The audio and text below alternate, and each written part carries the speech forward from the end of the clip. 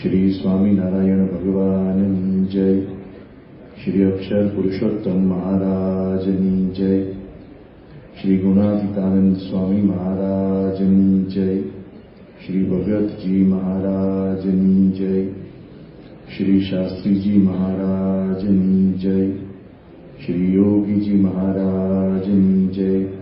श्री प्रमुख स्वामी महाराजनी, श्री महंत स्वामी महाराजनी। थोड़ा रविवार पहला આપણે એક વિષય સમજવાનો પ્રયાસ કર્યો હતો કે સનાતન ધર્મની જીવનમાં કેટલી બધી અગત્યતા છે, કેટલી બધી જીવનમાં તેની જરૂરિયાત છે। સનાતન ધર્મ એ વિશ્વનો પ્રાચીનમાં પ્રાચીન ધર્મ છે। આ એક ધર્મ એવો છે કે જેનો કોઈ એક સ્થાપક નથી, જેનો કોઈ એક ધર્મ ગ્રંથ નથી, જેની કોઈ એક ઉપાસના પદ્ધતિ નથી, જેનો કોઈ એક એવો દાવો નથી, જેનો કોઈ એક એવો તીર્થ માટેનો આગ્રહ નથી, કે જેનું કોઈ એક જ એવું તીર્થ સ્થાન નથી। સનાતન હિન્દુ ધર્મ એક વિશાળ મહાસાગર છે। આ એવો વિશાળ મહાસાગર છે કે જેનું કેટલું ઊંડાણ છે હજુ સુધી કોઈ માપી શક્યું નથી। એ ક્યારે શરૂ થયો, કેવી રીતે શરૂ થયો, કોણે શરૂ કર્યો, ત્યાંથી માંડીને અનેક પ્રશ્નોના કોઈ જવાબ કોઈ શાસ્ત્ર, કોઈ વિદ્વાન, કોઈ સમુદાય કે ક્યાંય ઇતિહાસમાં પ્રાપ્ત થતા નથી। આ એક એવો વિશાળ મહાસાગર છે કે જ્યાં અનેક સંપ્રદાયોની નદીઓ એમાં ઠલવાય છે, પરંતુ એમ છતાં આ સનાતન ધર્મનો વિશાળ એક સમુદ્ર ક્યારેય છલકાતો નથી। એને કોઈ પાળ નથી કે કોઈ જગ્યાએથી પાણી એમાં પ્રવેશી ન શકે, ચારે બાજુથી ખુલ્લો છે, પણ છતાં ક્યારેય છલકાતો નથી। એવો ને એવો ગંભીર સનાતન ધર્મનો એક મહાન દિવ્ય અમૃત સમાન આ સંપ્રદાય કે આ ધર્મ છે। આ સનાતન ધર્મની વ્યાખ્યા કરવા માટે વિદ્વાનોએ ઘણી બધી વાતો કરી। બે ત્રણ રવિવાર પૂર્વેની સભામાં આપણે થોડો ઇતિહાસ સમજવાનો પ્રયાસ કર્યો હતો। આજે એના ઉપર સમય નથી આપણે વિતાવવો, પરંતુ વિદ્વાનોએ એની વ્યાખ્યા કરવા માટે પ્રયાસ કર્યો। આ એક એવો ધર્મ છે કે જેણે ક્યારેય પોતાનું નામ આપ્યું નથી કે મારું નામ આ છે। તો વિદ્વાનોએ એની વ્યાખ્યા કરવાનો જ્યારે વારો આવ્યો ત્યારે ઘણી તકલીફ પડી। હાઉ ટુ ડિફાઇન ઇટ, કેવી રીતે એને વ્યાખ્યાયિત કરો। સન 1966માં સુપ્રીમ કોર્ટ ઓફ ઇન્ડિયામાં આવી એક ચેલેન્જ આવી। કાલુપુર મંદિરના 1948ના વર્ષના મહંત શાસ્ત્રી યજ્ઞપુરુષદાસજી, એનું નામ પણ શાસ્ત્રી યજ્ઞપુરુષદાસજી હતું। શાસ્ત્રીજી મહારાજ બીએપી સંસ્થાના સ્થાપક એ પણ શાસ્ત્રી યજ્ઞપુરુષદાસજી હતા। પણ એ કાલુપુર મંદિરના મહંત શાસ્ત્રી યજ્ઞપુરુષદાસજી અને એમની સામે મૂળદાસ ગુજરદાસ વૈશ્ય નામના એક વ્યક્તિએ જે દાવો દાખલ કરેલો, અરસપરસ સામે એની ઘણી બધી આર્ગ્યુમેન્ટ્સ થયેલી। હું વિષયમાં અત્યારે ઊંડો ઉતરવા માંગતો નથી, પરંતુ 1948માં એ દાવો દાખલ થયેલો। 1966માં તેનો ચુકાદો આવ્યો, અને જ્યારે ચુકાદો આવ્યો ત્યારે 5 જજોની સુપ્રીમ કોર્ટના વિદ્વાન જજોની બેચ હતી। જસ્ટિસ ગજેન્દ્ર ગડકર, હિદાયતુલ્લા, વી રામાસ્વામી, એમ કહીને 5 જજો હતા। એક કે.એન. વાંચુ અને ત્રીજા એક પાર્થ સારથી કેવું કંઈ ચોથું નામ હતું, 5મું નામ હતું। એ 5 વિદ્વાન જજોની બેચે એ સમયે બહુ જ મંથન કર્યું, અને જ્યારે બહુ જ મંથન કર્યું ત્યારે એમને એક વ્યાખ્યા કરવા માટે એક ફકરો અંદર લખવો પડ્યો। એ જે ફકરો લખ્યો એ હું આખો ફકરો વાંચતો નથી, મારી સામે ઉપલબ્ધ છે। પરંતુ when we think of Hindu religion, we find it difficult. ત્યાંથી એની શરૂઆત થાય છે. બહુ જ અઘરું છે અમારા માટે કેવી રીતે આની વ્યાખ્યા કરી.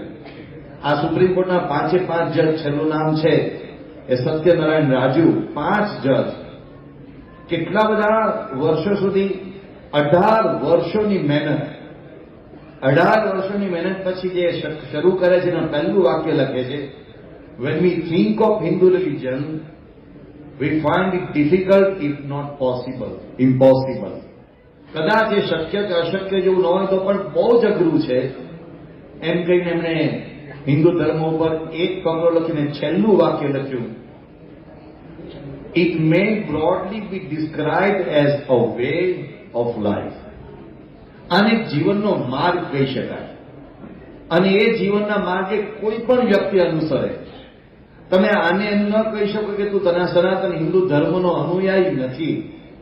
તમે આને એમ ન કહી શકો કે આ એ જ અનુયાયી કહેવાય. એવી કોઈ વ્યાખ્યામાં તમે એને બાંધી જ ન શકો. એવો એ વિરાટ વિશાળ સ્વરૂપ ધરાવતો સનાતન ધર્મ છે.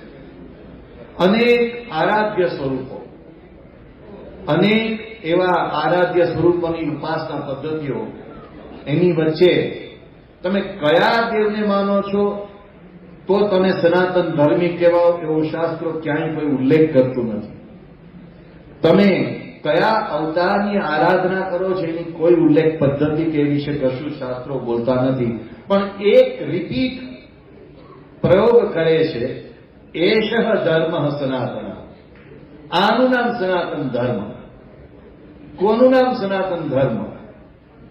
તો ત્યાં જે શાસ્ત્રો વાત કરે છે, ગઈ વખતે વાત કરી હતી, થોડું પુનરુક્તિ કરીને પાછો મૂળ વિષય પર આવું. સનાતન ધર્મ એ લક્ષણો ઉપર આધારિત છે, સદગુણો પર આધારિત છે, જીવનને કેળવવાની બાબત ઉપર આધારિત છે, જીવનને આધ્યાત્મિક ઊંચાઈ પર લઈ જવાની બાબત ઉપર આધારિત છે. સનાતન ધર્મ એટલે માત્ર કર્મકાંડ નથી. આ કર્મકાંડ પણ એનો જ ભાગ છે. પણ સનાતન ધર્મ એટલે તમે આરતી કઈ રીતે ઉતારો છો કે આરતી કોની ઉતારો છો એના કરતા તમારું જીવન કેવું હોવું જોઈએ એના ઉપર વધારે ભાર આપે છે. એ બધી જ બાબતો અગત્યની છે. એટલે સનાતન ધર્મની વ્યાખ્યા કરતા વ્યાસજી લખે છે. વ્યાસજીથી મોટું દુનિયામાં સનાતન ધર્મ માટે કોઈ પ્રમાણ રાખી શકાય નહીં. વ્યાસજી લખે છે મહાભારતમાં શાંતિ પર્વમાં, અદ્રોહ સર્વભૂતેષુ કર્મણા મનસા ગિરા અનુગ્રહશ્ચ દાનમ ચ સત્યમ એષ ધર્મ સનાતન. આનું નામ સનાતન ધર્મ. તમને કોઈના પણ માટે દ્રોહની લાગણી જન્મતી હોય તો તમે સનાતન ધર્મી નથી. તમારો સત્ય એવા પરમાત્મા, સત્ય એવા શાસ્ત્રો, સત્ય એવા સંત, એના પ્રત્યે તમારો પ્રેમ ન હોય તો તમે સનાતન ધર્મી નથી. એમ કરીને મન, કર્મ, વચને પવિત્ર રહેવાની સલાહ આપે છે સનાતન ધર્મ તરીકે, સનાતન ધર્મી તરીકે વ્યાસજી અનુશાસન પર્વમાં ફરીથી સનાતન ધર્મની વ્યાખ્યા કરે છે. મારે ઉલ્લેખ કરવો જોઈએ કે મહાભારતની અંદર સમયે સમયે સનાતન ધર્મની વ્યાખ્યા થતી રહી છે, અલગ અલગ વ્યક્તિઓ માટે પણ થતી રહી છે. તો ત્યાં વ્યાસજી ઉચ્ચારે છે, સત્યમ શાંતિ તપઃ શૌચમ તસ્ય ધર્મ સનાતન. તમારે શૌચપૂર્વક એટલે કે જીવનમાં શુદ્ધિ લાવવી પડે, જીવન શુદ્ધ રાખવું પડે. હું આવડો મોટો ચિરૂટનો ને ચેલો લગાવી પછી હું ભગવાનનું નામ મોટે મોટેથી ઉચ્ચાર કરું તો હું સનાતન ધર્મી કેવી રીતે કહેવાઉં? વ્યાસજી ના પાડે છે. નિયમ ધર્મની એક પાળ આપેલી છે શાસ્ત્રોએ, સ્મૃતિકાર શાસ્ત્રોએ. એનું પાલન કરવું પડે. એનું નામ શુચિતા, એનું નામ શુદ્ધિ. એવી નાના મોટી નાવા ધોવાથી માંડીને અનેક પ્રકારની શુદ્ધિઓ છે, એનું પાલન કરવું પડે. અને આગળ મનુસ્મૃતિ, મેં એમના સ્મૃતિકારની વાત કરી, યાજ્ઞવલ્ક્ય સ્મૃતિ છે, પરાશર સ્મૃતિ છે, મનુસ્મૃતિ છે. એ બધી સ્મૃતિઓનો સાર એટલે સ્વામિનારાયણ ભગવાને આપેલી શિક્ષાપત્રી અને એનોય સાર એટલે આપણી સત્સંગ દીક્ષા. બધું જ આવી જાય છે. હવે આપણે ક્યાં સ્મૃતિ ગ્રંથો વાંચવા જવાના છીએ? પણ એમાં મનુસ્મૃતિની અંદર બહુ સુંદરતાથી કહ્યું છે, એષ ધર્મ સનાતન. આનું નામ સનાતન ધર્મ. સત્યમ બ્રુયાત, પ્રિયમ બ્રુયાત, ન બ્રુયાત સત્યમ અપ્રિયમ ચ પ્રિયમ ચ નાનૃતમ બ્રુયાત એષ ધર્મ સનાતન. આનું નામ સનાતન ધર્મ. ભાઈ સાચું બોલો, જીવનમાં પ્રામાણિકતા રાખો. હું એક સ્વામિનારાયણ સંપ્રદાયનો અનુયાયી હોઉં, ભગવાન સ્વામિનારાયણનો આશ્રિત હોઉં, કે હું ભારતમાં કોઈ પણ દેવદેવીને માનતો હોઉં, હું ભગવાન શિવને માનતો હોઉં, ભગવાન રામને માનતો હોઉં, ભગવાન કૃષ્ણને માનતો હોઉં, માતા દુર્ગાજીને માનતો હોઉં, માતા સરસ્વતીજીને માનતો હોઉં, હું દશામાને માનતો હોઉં, જેને માનતો હોય તેને, પણ હું પ્રામાણિક ન હોઉં તો સનાતન ધર્મી કહેવા સ્મૃતિકારો ના પાડે છે. તમે ભલે ગમે તેને માનતા હો, પણ you need to be honest. તમારા જીવનમાં પ્રામાણિકતા તમારે રાખવી પડે. એક પત્ની એક પતિ, પતિ પત્ની પ્રત્યે પ્રામાણિકતા, ભાઈ ભાઈ વચ્ચે પ્રામાણિકતા, સામાજિક વ્યવહારમાં પ્રામાણિકતા, વ્યવસાયમાં પ્રામાણિકતા, નોકરીમાં પ્રામાણિકતા, બધી જગ્યાએ પ્રામાણિકતા સનાતન ધર્મનું લક્ષણ છે. અને વાલ્મીકી રામાયણમાં તો જરા એક બીજું વાત કરે, એષ ધર્મ સનાતન. અચ્છા, મજાની વાત એ છે, આ એષ ધર્મ સનાતન રિપીટ થાય, શાસ્ત્ર બદલાય, પણ આ વાક્ય રિપીટ થાય. તો વાલ્મીકી રામાયણમાં કહે છે કે તમારા ઉપર કોઈએ ઉપકાર કર્યો હોય ને, એ ઉપકાર ન ભૂલી જવો, એષ ધર્મ સનાતન. માણસ ઉપકાર ભૂલી જાય છે. અરે મા બાપના ઉપકાર ભૂલી જાય છે, મૂકી આવે છે ને ઢોરવાડે, સોરી વૃદ્ધાશ્રમમાં ત્યાં મૂકી આવે છે ને. હવે એષ ધર્મ સનાતન, આ ધર્મ સનાતન શું? આખા ગામમાં સનાતન ધર્મની જ્યોત લઈને ફરકતો હોઉં અને પાછી મોટી મોટી વાતો કરતો કરતો મા બાપને કાઢી મૂકતો અથવા ઘરમાં એનું અપમાન કરતો હોઉં તો સનાતન ધર્મની નથી. તો આવી ઘણી બધી વાતો સનાતન ધર્મની છે. સારાંશ એ છે કે સનાતન ધર્મ સદગુણો પર આધારિત ધર્મ છે. સનાતન ધર્મ એ જીવન ઉત્તમ બનાવવું જોઈએ, જીવન સાચું બનાવવું જોઈએ, સાચા અર્થમાં આધ્યાત્મિકતા જીવનમાં આચરવી જોઈએ, એવી બાબત શીખવે છે. માંસાહાર કરતો, પ્રાણીઓની હિંસા કરતો હોઉં અને હું માંસ ખાતો હોઉં, ઈંડા ખાતો હોઉં અને સનાતન ધર્મની વાતો કરતો હોઉં, ના, શાસ્ત્રો ના પાડે છે. તો તમે સનાતન ધર્મી નથી. સનાતન ધર્મ એષ ધર્મ સનાતનની વ્યાખ્યામાં એક વાત કરે છે, શ્રદ્ધા. ભગવાનમાં અનન્ય શ્રદ્ધા, શાસ્ત્રોમાં અનન્ય શ્રદ્ધા, સંતમાં અનન્ય શ્રદ્ધા, પોતાના આત્મતત્વમાં અનન્ય શ્રદ્ધા. આ બહુ જરૂરી શ્રદ્ધા તત્વ છે. આ શ્રદ્ધાને એટલું બધું મહત્વ આપવામાં આવ્યું છે કે ભારતમાં કે વિશ્વમાં પ્રાચીનમાં પ્રાચીન કોઈ ડોક્યુમેન્ટ ઓફ હ્યુમન રેસ, માનવ જાતિનો કોઈ દસ્તાવેજ હોય તો તે ઋગ્વેદ છે, જે હિન્દુ ધર્મનો આદિ ગ્રંથ છે. આ ઋગ્વેદની અંદર 10મા સૂક્તની 10મા મંડળની અંદર 151નું સૂક્ત શ્રદ્ધા સૂક્ત છે.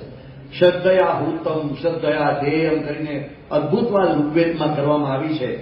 એમાં છેલ્લો મંત્ર અદભુત છે, શ્રદ્ધામ પ્રાતઃ વામહે, શ્રદ્ધામ મધ્યમ દિનં ચ પરી, શ્રદ્ધામ સૂર્યસ નિવૃત્તિ, શ્રદ્ધાએ શ્રદ્ધા પ્રેન. સાર એ છે કે સવારે શ્રદ્ધા, બપોરે શ્રદ્ધા, રાત્રે પણ શ્રદ્ધા, સંધ્યા સમયે શ્રદ્ધા. હે ભગવાન, તમે નિરંતર મારામાં શ્રદ્ધાને પ્રગટ રાખજો. શ્રદ્ધાનું બહુ જ મહત્વ છે. ફેથ, આ શ્રદ્ધા તત્વનો કોઈ નકાર ન કરી શકે. તમને જેનામાં શ્રદ્ધા છે, જે ભગવાનમાં શ્રદ્ધા છે, સનાતન ધર્મ એને સ્વીકારે છે. તમને ઇન્દ્રમાં શ્રદ્ધા છે, તમને રામમાં શ્રદ્ધા છે, તમને કૃષ્ણમાં શ્રદ્ધા છે, તમને શિવજીમાં શ્રદ્ધા છે, દુર્ગા માતામાં શ્રદ્ધા છે, પાર્વતીજીમાં શ્રદ્ધા છે, સરસ્વતીજીમાં શ્રદ્ધા છે, લક્ષ્મીજીમાં શ્રદ્ધા છે, જેમાં બધાને શ્રદ્ધા રાખવી જોઈએ. એ શ્રદ્ધા, જ્યાં પણ શ્રદ્ધા છે ત્યાં પણ એ શ્રદ્ધા તત્વને સનાતન ધર્મમાં સૌથી વધારે સ્થાન આપવામાં આવ્યું છે. અને એ શ્રદ્ધા શામાં રાખવી જોઈએ? તો હિન્દુ ધર્મે 4 માન્યતાને વિશેષ મહત્વ આપ્યું. પ્રથમ માન્યતા આત્મા. આપણે આ શરીર અને શરીરની બધી જે 10 ઇન્દ્રિયો ને બધું જે કંઈ છે એનાથી જુદા છીએ, આપણે આત્મા છીએ. આ પહેલી માન્યતા અથવા પહેલી બાબતમાં શ્રદ્ધા રાખવી સનાતન ધર્મ શીખવે છે. તમે ભગવદ્ ગીતા ખોલો, ઉપનિષદ ખોલો, બ્રહ્મસૂત્ર ખોલો, કે બીજા શાસ્ત્રો ખોલો. આ કોમન સિદ્ધાંત આપણને પ્રાપ્ત થાય છે. બીજી બાબત, કર્મ અને પુનર્જન્મ. જેવું કર્મ કરીએ છીએ એવું ફળ અવશ્ય મળે છે. કેટલું ફળ આ જન્મે મળે છે, કેટલું જીવનમાં પાછલા વર્ષોમાં મળે છે, કેટલું ફળ લેવા માટે નવો જન્મ ધરવો પડે છે. અને તમે કોઈને ગાળ દો તો તાત્કાલિક ફળ મળે, સામે જ મળે. કાં લાફો મળે કાં ગાળ મળે. પણ તમે આજે સિગારેટ પીવો તો આજે ના જે કેન્સર ન થાય, સમય લાગે. એ કર્મનું ફળ મોડું મળે. કેટલાક કર્મનું ફળ તાત્કાલિક મળે, કેટલાક કર્મનું ફળ એકાદ જન્મ લેવા પડતો હોય છે. એટલે આ જન્મે તમારા પૈસા કોઈ લઈ જાય પાછા ન આપે તો માનો કે ગયા જન્મના ચૂકવી દીધા હોય. તમારી હિંમત કરું છું, તમારી રીતે વ્યવહાર કરજો. પણ મુખ્ય મુદ્દો આપણે એ કહીએ છીએ કે આ કર્મની પરંપરા, કર્મનો જે સિદ્ધાંત છે એની સાથે પુનર્જન્મની બાબત જોડાય છે, જેનામાં વિજ્ઞાન અત્યારે બહુ જ માનતું થયું છે, જેના પર અત્યારે આપણે લંબાણથી ઊંડા ઉતરતા નથી. પણ શ્રદ્ધા રાખવી, કર્મમાં શ્રદ્ધા, એટલે કે હું કર્મ કરીશ તો કર્મ ફળ બધાતા ભગવાન મને સારું કે નરસું યોગ્ય ફળ અવશ્ય આપશે. એવી રીતે ત્રીજો સિદ્ધાંત મૂર્તિ પૂજાનો છે. ભગવાન મૂર્તિમાં સાક્ષાત બિરાજે છે. પ્રમુખ સ્વામી મહારાજ ઘણી વખત કહેતા કે શાસ્ત્રીજી મહારાજે મંદિરો કર્યા છે, પૂતળા નથી પધરાવ્યા, અંદર સાક્ષાત ભગવાન છે. અહીંયા આપણે આ ઘનશ્યામ મહારાજ છે, એમાં ઘણાને પવિત્ર અનુભવ થયા છે, ચમત્કૃતિ ભર્યા અનુભવ થયા છે. અમારે એક બાપુનગરમાં ગણિતના બહુ જ મોટા શિક્ષક હતા, તે એમના પત્નીને ભૂત વળગેલું. હવે નાના મોટા બીજા જે કઈ ઉપાયો થતા હશે એ કર્યા હશે, પણ કઈ ભૂતને બહાર નીકળવાનું મન નહીં થયું હોય. લાંબો સમયમાં વીત્યો, પરેશાન બહુ થયા. તે પછી એની બાજુમાં આપણા એક સત્સંગી રહેતા હતા, હું ભૂતતો નહોતો, આપણા મંગળદાસ થઈને હરિભક્ત કરે છે સોલા રોડમાં, એ કઈ બાજુમાં રહેતા હતા. તો એમણે કહ્યું કે તમે જાઓ ને, શાહીબાગ મંદિરમાં હનુમાનજી બહુ પ્રતાપી છે. એટલે એમને વળી પત્નીને અહીં લઈ આવ્યા અને ભૂત નીકળી ગયું. 2 વર્ષ સુધી ભૂત નહોતું જતું, પણ આ હનુમાનજીના પ્રતાપે, શાહીબાગ મંદિરમાં હનુમાનજી વિરાજમાન છે અને પ્રતાપે ભૂત જતું રહ્યું. તો મૂર્તિ પૂજામાં શ્રદ્ધા, ભગવાન મૂર્તિમાં સાક્ષાત બિરાજે છે. તમે યાદૃશી ભાવના યસ્ય સિદ્ધિર્ભવતી તાદૃશી. તમે જો એને પથ્થર જોશો તો પથ્થર. મોહમ્મદ ઘોરી કે મોહમ્મદ ગઝની પથ્થર જોતા હતા, પણ મીરાબાઈ એમાં સાક્ષાત ભગવાન દેખાતા. નરસિંહ મહેતાને સાક્ષાત ભગવાન દેખાતા ને રામ આંડલિકને એમાં ભગવાન નહોતા દેખાતા. જેવી તમારી શ્રદ્ધા, ભગવાન તો અંદર સાક્ષાત બિરાજે છે, શ્રદ્ધા તત્વ જોઈએ. તો મૂર્તિ પૂજા એ ત્રીજો સિદ્ધાંત છે જેમાં શ્રદ્ધા રાખવી જોઈએ. ચોથી મહત્વની બાબત છે અવતારવાદ. ભગવાન પૃથ્વી ઉપર સમયે સમયે અવતાર ધારણ કરે છે. આ બહુ જ મહત્વનો સિદ્ધાંત છે. સનાતન ધર્મ શીખવે છે સમયે સમયે ભગવાન અવશ્ય પૃથ્વી ઉપર પધારે છે, એ ત્યાં બીજા સ્વરૂપે, પણ એમાં શ્રદ્ધા પ્રગટ થાય એને માટે ભગવાન કામના. ભગવાન અહીંયા જ પ્રગટ હોય, પણ જો ભગવાનમાં એને શ્રદ્ધા ન હોય તો એ ભગવાન એને કામના નથી. તમારી બાજુમાં જ દવા પડી છે, પણ તમે ન લો તો તમારે કામની નથી. એ જે લે એને કામની. એમ ભગવાનના અવતાર જ્યારે જ્યારે પ્રગટ થાય છે ત્યારે ભગવાનના અવતાર પ્રત્યે શ્રદ્ધા. સનાતન ધર્મ અવતારની બાબતમાં બહુ વિશાળ અભિગમ રાખે છે. આને અવતાર કહેવાય ને આને અવતાર ન કહેવાય એ બાબતમાં સનાતન ધર્મ પડતો નથી. કોઈ શાસ્ત્રો એમાં પડતા નથી. તમે જુઓ કે વિષ્ણુના દશાવતારની વાત, તો વિષ્ણુના દશાવતારની વાતમાં પણ સનાતન ધર્મમાં અલગ અલગ નામો પ્રાપ્ત થાય છે. તમને જાણીને આશ્ચર્ય થશે કે શ્રીમદ ભાગવત પુરાણના પ્રથમ સ્કંદના 2ય અધ્યાયમાં અવતારોની સંખ્યા આપેલી છે. એમાં 23 અવતારની સંખ્યા આપી છે. માનવ પુરાણમાં અવતારોની સંખ્યા આપી છે, એમાં 41 અવતારની સંખ્યા આપી છે. પંચરાત્ર આગમમાં અવતારોની સંખ્યા આપી છે, એમાં હયગ્રીવ ને ગરુડ ને એવા બધા અવતારોની સંખ્યા ઉમેરી છે. 46 અવતારો થાય છે. પછી શ્રીમદ ભાગવત આવું બધું ગણીને પછી છેવટે લખી નાખ્યું અવતારા અસંખ્ય અવતારો છે. અને એ અવતારમાં ગુરુ ગોવિંદસિંહ શીખ ગુરુ થઈ ગયા અને દશમ ગ્રંથ લખ્યો.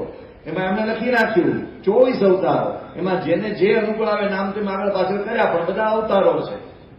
અને એમાં તમને જાણીને આશ્ચર્ય થશે કે આ તો મેં તમને વિષ્ણુના અવતારની વાત કરી, એવા પાછા શિવના અવતાર છે, એવા પાર્વતીના અવતાર છે, એવા લક્ષ્મીના અવતાર છે, એવા સરસ્વતીના અવતાર છે, એવા ગણપતિના અવતાર છે, એવા સૂર્યના અવતાર છે. અને આપણે ઘરમાં એકબીજાના અવતાર તો ગણતા જ હોઈએ છીએ કે તો આનો અવતાર થયો છે. હવે એવા બધા અવતારોની તો અસંખ્ય કેટલા બધા અવતારો છે. પણ આ શ્રદ્ધા તત્વમાં કોના માટે તમને ક્યાં શ્રદ્ધા જન્મે છે એ ભગવાને સનાતન ધર્મે છૂટ આપી. તમને જેના માટે શ્રદ્ધા રાખવી એ રાખો, પણ શ્રદ્ધા રાખો. અને આ શ્રદ્ધા તત્વ એટલું બધું પ્રબળ તત્વ છે, એને કોઈ દબાવી શકતું નથી, એને કોઈ તોડી શકતું નથી, એને કોઈ મરોડી શકતું નથી. દાખલા તરીકે ચૈતન્ય મહાપ્રભુ આમ તો બંગાળમાં એક મહાન સંત તરીકે પ્રગટ થયા કે જેમણે ગૌડીય પરંપરામાં આગળ એક કૃષ્ણ ભક્તિનો માર્ગ ચલાવ્યો. પરંતુ ચૈતન્ય મહાપ્રભુને બહુ જ મોટો વર્ગ કૃષ્ણ ભગવાનના અવતાર તરીકે માને છે. જેમાં ચૈતન્ય મહાપ્રભુને કૃષ્ણ ભગવાનના અવતાર તરીકે માને છે ને કોઈ રોકી શકે નહીં. અને કોઈ શાસ્ત્રોમાં ક્યાંય ચૈતન્ય મહાપ્રભુનું નામ ભગવાનના અવતાર તરીકે નથી લખ્યું. પણ સાક્ષાત ચૈતન્ય મહાપ્રભુ, પ્રભુ સાક્ષાત પરમાત્મા તરીકે પૂજે છે આખો ગૌડીય સંપ્રદાય. પણ એને કોઈ રોકી ના શકે. આ સનાતન ધર્મની બ્યુટી છે, આ એની વિશેષતા છે. ભગવાન શિવના ઘણા બધા અવતારો છે, એ કોઈ અવતારનું નામ શાસ્ત્રોમાં નથી. એવું શ્રીમદ આદિ શંકરાચાર્યને શંકરનો અવતાર માનવામાં આવે છે. પણ ભલે ને શાસ્ત્રોમાં ન લખ્યું હોય, પણ શ્રીમદ આદિ શંકરાચાર્યને શંકરનો અવતાર માનીને એમાં શ્રદ્ધાથી જોડાયેલા છે. એને સનાતન ધર્મ છૂટ આપે છે અને કોઈ રોકી શકે નહીં. એ સનાતન ધર્મની બ્યુટી છે. અને આ શ્રદ્ધાને કોઈકે નાનો મોટો દબાવવાનો પ્રયાસ કર્યો તો એ કોઈ ચાલ્યા નથી. દાખલા તરીકે શિવલિંગમાં સૌની શ્રદ્ધા છે કે એમાં સાક્ષાત શિવજીનો વાસ છે અથવા સાક્ષાત શિવજીનું સ્વરૂપ છે. એમાં કેટલા કરોડો લોકોની શ્રદ્ધા છે. સ્વામી દયાનંદ સરસ્વતીજીએ એનું ખંડન કર્યું. સ્વામી દયાનંદ સરસ્વતીજીએ આર્ય સમાજની સ્થાપના કરી. એનો ઉદ્ભવ જ આ માન્યતાથી શરૂ થાય છે કે શિવલિંગમાં ભગવાન હોય તો ઉપર ઉંદરડો જાય કેવી રીતે. પણ એમ છતાં એમણે ભલે પોતાની માન્યતા રજૂ કરી, પણ એમ છતાં શિવલિંગમાંથી કોઈની શ્રદ્ધા ઘટી નહીં. કરોડો લોકો આજે પણ શિવલિંગની શિવ તરીકે સાક્ષાત ઉપાસના કરે છે. શ્રદ્ધા તત્વને ક્યારેય પણ રોડી શકાતું નથી. તમને જાણીને આશ્ચર્ય થશે કે શિવજીને આપણે શિવલિંગમાં પૂજીએ છીએ, પણ કેટલા બધા વિદેશી આક્રાંતાઓએ શિવલિંગો તોડ્યા. તમે સોમનાથથી માંડીને કાશી વિશ્વનાથ સુધીનો ઇતિહાસ જોઈ લો. 3000 કરતા વધારે મંદિરો તોડાયાનો એક ઉલ્લેખ 1862માં થયેલો છે. 3000 કરતા વધારે મંદિરો. પણ શ્રદ્ધા તત્વ ન તોડી શકાયો. સોમનાથ ફરીથી ઉભું થયું. સોમનાથ આજે જય સોમનાથની આપણે એની આરતી ઉતારીએ છીએ. કોઈ મંદિરને તોડવાથી શ્રદ્ધા તત્વ તૂટતું નથી. ફરીથી માણસ એમાંથી બેઠો થાય છે. અને કદાચ બીજે હોય કે કેમ, પણ હિન્દુ ધર્મની તો આ જ વિશેષતા છે. કુછ બાત હૈ કે હસ્તી મિટતી નહીં હમારી. ભલે તમે તોડવા જાઓ, ભલે તમે મોરડવા જાઓ, પણ એને કોઈ તોડી શકે નહીં. ભગવાન શ્રી કૃષ્ણ અને ભગવાન રામની જન્મભૂમિ ઉપર એક સમય મહાન મંદિરો હતા, એ તૂટ્યા, બીજા સ્થાનો થયા. પણ શ્રદ્ધા તત્વને દબાવી શકો નહીં. અંદર ખાડામાંથી શ્રદ્ધા તત્વ બહાર નીકળ્યું અને ભગવાન રામની પુનઃ પ્રતિષ્ઠા 22મી જાન્યુઆરી. આ શ્રદ્ધા તત્વની તાકાત છે. 500 વર્ષે ખાડામાંથી બહાર નીકળશે. છે શ્રદ્ધા તત્વની આ તાકાત. ભગવાન કૃષ્ણનું ખંડન એમની હયાતીમાં કરનારા હતા. શિશુપાળ જેવા એમની હયાતીમાં ખંડન કરતા હતા. અને ત્યાર પછી આધુનિક જમાનામાં પણ ભગવાન કૃષ્ણનું ખંડન કરનારા લોકો ઓછા નથી. પણ એમ છતાં કૃષ્ણ ભક્તિને કોઈ દબાવી શક્યું નથી. તમે મીરાબાઈ લો કે નરસિંહ મહેતા લો કે સુરદાસજી લો, તમે જુઓ તો ખરા કૃષ્ણ ભક્તિનો રંગ કેટલો પ્રબળ છે. અમારે પેલા ત્યાં રોબિન્સવિલ અક્ષરધામમાં અક્ષરધામ મહોત્સવમાં જેક હોલી કરીને બહુ મોટા પ્રકાંડ કોલંબિયા યુનિવર્સિટીના વિદ્વાન આવ્યા હતા. એમને સુરદાસજીના કૃષ્ણ ભક્તિના 800 પદોનું અંગ્રેજીમાં ભાષાંતર કર્યું છે. સુરદાસજીના કૃષ્ણ ભક્તિના પદો, અને તમે એને જો વૃંદાવન પૂજ્ય ઈશ્વરચંદ્ર સ્વામીજીને બરાબર એ વાતનું મનમાં સ્મરણ છે કે વૃંદાવનની ગલીઓમાં ઉઘાડા પગે ફરતા જય ખોલી જેવા વિદ્વાનને જોયા છે. કેટલી બધી જબરજસ્ત એવી એ કૃષ્ણ ભક્તિ, એનો પ્રબળ પ્રભાવ છે. અમે ત્યાં વૃંદાવનમાં લોકોને ભક્તિ કરતા આપણે જોયા છે. બાકી બિહારની પ્રત્યે શું લોકોની શ્રદ્ધા છે, તમને જાણીને આશ્ચર્ય થશે કે મથુરાની અંદર ગોવિંદદેવ ભગવાનનું મંદિર છે. એ ગોવિંદદેવ ભગવાનનું મંદિર તોડાયું તો ભગવાન ગોવિંદદેવજીની મૂર્તિ લઈને ભક્તો ભાગ્યા. એ ભક્તો ભાગ્યા ને જ્યાં જ્યાં વિરામ કરતા ગયા ત્યાં જ્યાં ગોવિંદજીના નવા મંદિરો બનતા ગયા. અને ભગવાન ગોવિંદજી જયપુરમાં અત્યારે બેઠા છે. તમે કોઈ દિવસ ગોવિંદજીની મૂર્તિની આરતીમાં જોજો, ક્યાંક જયપુરમાં તો ખબર પડશે, અરે હજારો માણસોની ભીડ આરતીમાં ઉભરાતી હોય છે. આટલી બધી વખત ગોવિંદજીના મંદિર તૂટ્યા, પણ ભગવાન ગોવિંદજી પ્રત્યેની શ્રદ્ધા કોઈ તોડી શક્યું નથી. આ હિન્દુ ધર્મ, સનાતન ધર્મની વિશેષતા છે. શ્રદ્ધા તત્વની આપણે વાત કરીએ છીએ. ભલે લોકો અવળા અર્થઘટન કરે. ભગવાન શ્રી કૃષ્ણે 15મા અધ્યાયની અંદર જયારે અર્જુનને બધા ઉપદેશો આપ્યા અને પોતાનું વિશ્વરૂપ દર્શન કરાવ્યું, ત્યારે અર્જુન તેમને સખા માનતો હતા. આમ તો દૂરના મામા કોઈના ભાઈઓ થાય તો અર્જુન તેમને સખા માનતા હતા. એટલે સખાના ભાવથી બધી વાત કરતા હતા. નંતર ભગવાનને પોતાનો રથ ચલાવવાનું થોડું કે ડ્રાઈવર તરીકે ગુજરાતીમાં આપણે કહીએ તો, પણ એને મિત્ર ભાવ હતો અને એ રીતે કર્યું. પણ જયારે ભગવાન કૃષ્ણને ઉપદેશ આપતા આપતા વિશ્વરૂપનું દર્શન કરાવ્યું અને 15મા અધ્યાયની અંદર ભગવાન કૃષ્ણની સ્તુતિ કરે છે અર્જુનજી, અને સ્તુતિ કરે છે એમાં સાક્ષાત પરબ્રહ્મ તરીકે ઉપાસે છે. અને કેટલી બધી અદભુત સ્તુતિ કરે છે એ વાત છે. પણ ઘણા લોકો એનું અર્થઘટન કરવામાં કંઈક જુદી રીતે પણ અર્થઘટન કર્યું છે. દાખલા તરીકે મહાત્મા ગાંધીજીએ ભગવદ્ ગીતા ઉપર પોતાનું મનન કરતું સુંદર પુસ્તક લખ્યું છે, પણ પ્રસ્તાવનામાં જ લખ્યું કે હું કૃષ્ણ ભગવાન જેવો કોઈ ઐતિહાસિક અવતાર થયો હતો કે કૃષ્ણ ભગવાન જે ગીતા બોલ્યા છે એ ખરેખર ગીતા બોલ્યા હતા એવું ઐતિહાસિક રીતે હું માનતો નથી. કોઈ ક્યાં લખ્યું છે એવું માનું છું, એમને એવું કહ્યું. પણ કોઈ ગીતાજી પ્રત્યેની કોઈની શ્રદ્ધા ઓછી થઈ નથી. હમણાં જ આપણે ત્યાં આપણા કુરુક્ષેત્રમાં મંદિર બને છે, ત્યાં સ્વામી જ્ઞાનાનંદજી છે. 1 લાખ લોકોએ ભગવદ્ ગીતા મોઢે કરી. 1 લાખ લોકોએ. તો બધું આ શ્રદ્ધા તત્વની બ્યુટી છે. હું એમ કહું છું, એવી જ શ્રદ્ધા સ્વામિનારાયણ ભગવાન પ્રત્યે કરોડો લોકોની છે કે આ સાક્ષાત પરબ્રહ્મનો અવતાર. એ કોઈ શ્રદ્ધા તત્વને દબાવી શકાય નહીં. આ સનાતન ધર્મની બ્યુટી છે. કોઈ માને કોઈ ન માને એ સૌની વાત, સૌને મુબારક. પણ મારા અંતરમાં કે તમારા અંતરમાં એમના પરબ્રહ્મ તરીકેની એમના માટેની શ્રદ્ધા છે. એ શ્રદ્ધાને કોઈ તોડી શકે નહીં, એ શ્રદ્ધાને કોઈ દબાવી શકે નહીં. સનાતન ધર્મ આ શીખવે છે. સનાતન ધર્મ એ એમને ગમે તેના પ્રત્યે તમને માનવાનું નથી કહી દેતું. કાલે ઉઠીને તમે છોકરાઓને પરબ્રહ્મ માનો, કાલે ઉઠીને મારા ભત્રાજાને ભત્રીજાના પરબ્રહ્મને, એમ સનાતન ધર્મ છૂટ આપે છે ગમે તેને પરબ્રહ્મ માનવાની. સનાતન ધર્મની અંદર પરબ્રહ્મ કોને કહેવાય? પરબ્રહ્મ લક્ષણાની પરબ્રહ્મના લક્ષણો કહેલા છે. સનાતન ધર્મની અંદર શ્રીમદ ભાગવત ગ્રંથ છે કે ઉપનિષદ ગ્રંથ છે, એમાં ભગવાન કોને કહેવાય એની વ્યાખ્યાઓ છે, એના સુંદર નિર્દેશો છે, બહુ જ સ્પષ્ટતા છે.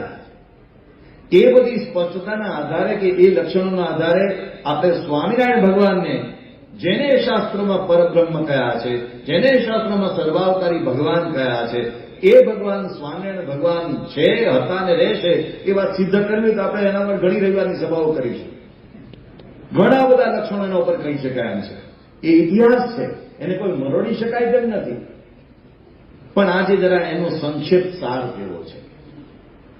પરબ્રહ્મ ભગવાન સ્વામિનારાયણ શા માટે પરબ્રહ્મ?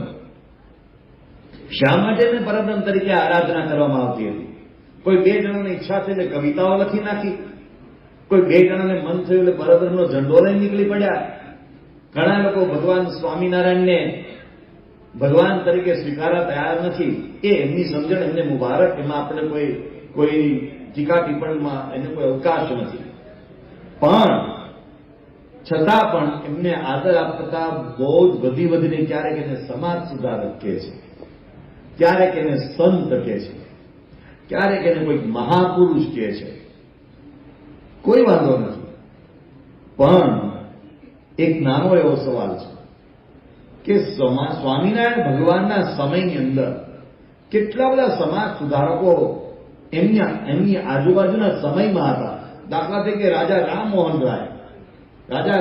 રાય બંગાળમાં થઈ ગયા અને એમને પણ પોતાનો એક બ્રહ્મો સમાજ નામનો એક સમુદાય સ્થાપ્યો હતો. અને રાજા રામમોહન રાય સતી પ્રથાની સામે ઘણી બધી લડત લીધેલી. એના માટે લોર્ડ બેન્ટિકના માધ્યમથી કાયદો પણ લઈ આવેલા, ઘણા કાર્યો કર્યા હતા. પણ રાજા રામમોહન રાયને એમના સમયમાં કે એમના સમય પછી આજે પણ કોઈ ભગવાન માનતું નથી. ત્યારે પણ ભગવાન નહોતા માનતા, એ સમાજ સુધારક જ હતા. ત્યારે પણ માનતા હતા સમાજ સુધારકને, આજે પણ માને છે. એવી રીતે કેશવચંદ્ર સેન એમને પ્રાર્થના સમાજનો આરંભ કર્યો. પ્રાર્થના સમાજ એ પણ મહારાષ્ટ્રની અંદર ચાલતી એક મુવમેન્ટ હતી. એમને પણ ઘણી બધી સામાજિક સુધારણાની બાબતો એ સમયની આસપાસ બધી કરેલી. પણ એમ છતાં એમની ઓળખ એક સમાજ સુધારક તરીકે રહી. એવી રીતે આર્ય સમાજના સ્થાપક સ્વામી દયાનંદ સરસ્વતીજી એમણે પણ સમાજ સુધારણાના ઘણા કાર્યો કર્યા, પણ એમની ઓળખ એક સમાજ સુધારક તરીકે રહી. બરાબર છે, કારણ કે એ તો પોતે ભગવાનના અવતારમાં જ માનતા નહોતા, એટલે એ તો વાત બને જ નહીં. આવી રીતે અલગ અલગ સમયે એની આસપાસના સમયમાં ઘણા બધા સમાજ સુધારકો થયા, પણ એ બધા સમાજ સુધારક તરીકે રહ્યા. સ્વામિનારાયણ ભગવાનમાં એક અપવાદ છે કે એમને એમની હયાતીમાં સાક્ષાત પરબ્રહ્મ પુરુષોત્તમ નારાયણ તરીકે પૂજવામાં આવતા હતા.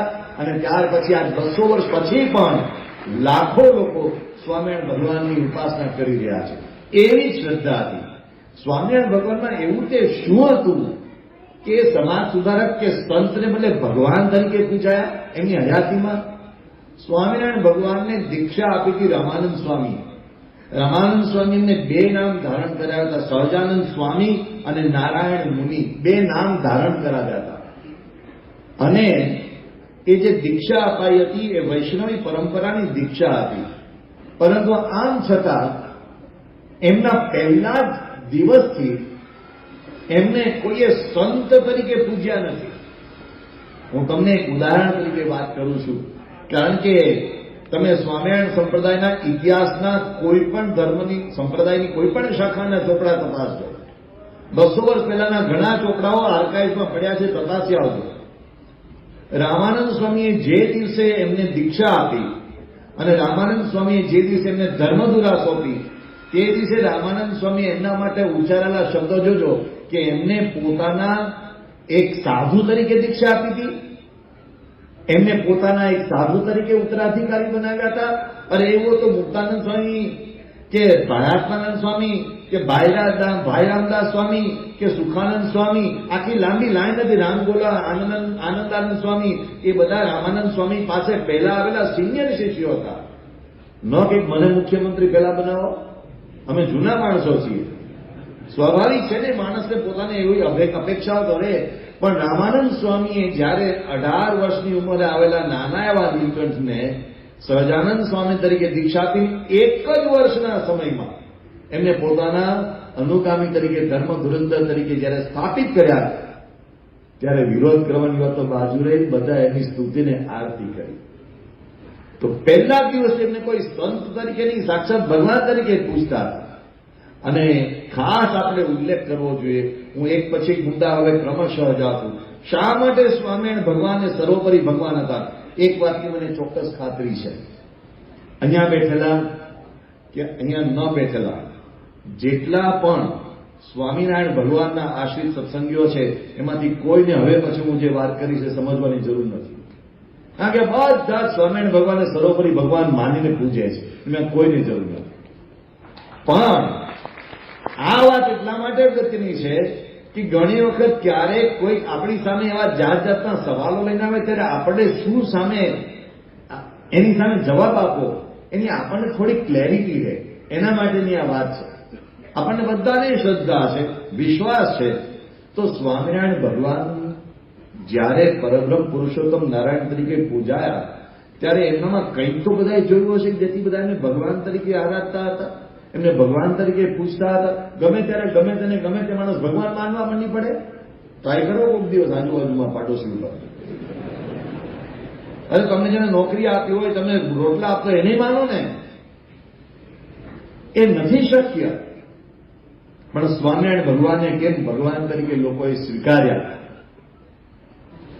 એમાં હું પહેલી જ વાત કરું. પહેલું તો એમના પોતાના સ્વમુખના શબ્દો. આ બહુ જ મોટી બાબત છે.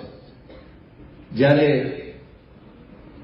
વચનામૃતનું અંગ્રેજી ભાષાંતરણ શ્રી હર્ષદભાઈ દવેએ કર્યું અને એનું ન્યુયોર્કમાં 1977માં ઉદ્ઘાટન થયું. એ વખતે હાર્વર્ડ યુનિવર્સિટીના પ્રસિદ્ધ વિદ્વાન અને સ્કૂલ ઓફ ડિવિનિટી ઓફ હાર્વર્ડના એ સમયના ચેરપર્સન એ ખાસ નિમંત્રિત કરવામાં આવ્યા હતા, જ્હોન કાર્મેન. અને એમને સીટી કાકાએ જયારે આ બધી વાત કરી ત્યારે એમને પહેલા પેલું પૂછ્યું કે તમે કહો છો કે સ્વામિનારાયણ ભગવાન ભગવાન હતા, એમણે પોતે ક્યારે કહ્યું કે હું ભગવાન છું? આપણે બધા માતા પિતાને ભગવાન માનવા જ જોઈએ. આપણે કહીએ છીએ પણ માતા પિતા માને કે હું ભગવાન છું? એમને પહેલા પૂછ્યું સવાલ જ્હોન કાર્મેને, એમણે પોતે ક્યારે કહ્યું છે હું ભગવાન છું? અને સીટી કાકાએ વચનામૃતના પ્રમાણો બતાવ્યા ત્યારે જ્હોન કાર્મેને કહ્યું તો આ વાત તદ્દન સ્વીકાર્ય છે કે એમણે પોતે કહ્યું છે હું ભગવાન છું. શ્રી કૃષ્ણ ભગવાને પોતે ભગવદ્ ગીતામાં કહ્યું છે, પોતાની ભગવાનપણાની વાત કરી છે. સ્વામિનારાયણ ભગવાને પોતે કહ્યું મેરા યહ જો અવતાર હુઆ હૈ, મેં જો પ્રગટ ભયા હું. સમયને લક્ષમાં લખીને આ બધા પ્રમાણો ડિટેલમાં આપતો નથી, પણ પોતાના પત્રોમાં લખીને આપ્યું છે કે મારો અવતાર શા માટે છે, મેં ક્यों પ્રગટ હુઆ હું, હું શા માટે પ્રગટ થયો છું. આપણે કંઈક શા માટે પેદા થયો છે, શા માટે જન્મ્યો છે, એવું નહીં. મેં ક્यों પ્રગટ હુઆ હું, એની પોતે વિગતવાર સ્વામિનારાયણ ભગવાન પોતાના પત્ર લેખનમાં વાત કરે છે. તમે બીજા બધા વચનો ભૂલી જાઓ. હું ડિટેલમાં વચનામૃતનો આખા પ્રમાણો પર જવા નથી માંગતો. ખાલી એક જ વચનામૃત ગઢડા અંત્યનું 38મું યાદ રાખજો. ગઢડા અંત્યનું 38મું વચનામૃત. એમાં સ્વામિનારાયણ ભગવાન ખાલી પહેલો જ ફકરો બોલે છે. એ પહેલા ફકરાની અંદર સ્વામિનારાયણ ભગવાન જે શબ્દો ઉચ્ચારે છે એ શબ્દો તમે ખાલી એક નાનો એવો એનો અંશ એને સાંભળો. એમાં સ્વામિનારાયણ ભગવાન કહે છે કે અને એવા જે પ્રત્યક્ષ ભગવાન તેના સ્વરૂપમાં ને અક્ષરધામમાં ને વિશે રહ્યા જે ભગવાન તેના સ્વરૂપમાં કાંઈ પણ ભેદ નથી. આ પ્રત્યક્ષ ભગવાનની વાત એટલે સ્વામિનારાયણ ભગવાન પોતાની વાત કરી રહ્યા છે. એ તે એક જ છે. અને એવા જે આ પ્રત્યક્ષ પુરુષોત્તમ ભગવાન તે અક્ષરાધિક સર્વના નિયંતા છે.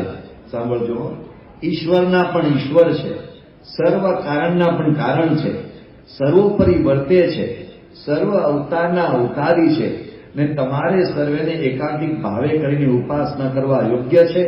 હવે સાંભળજો, ને આ ભગવાનના જે પૂર્વે ઘણા અવતાર થયા છે તે પણ નમસ્કાર કરવા યોગ્ય છે અને પૂજવા યોગ્ય છે. શું બાકી રાખ્યો?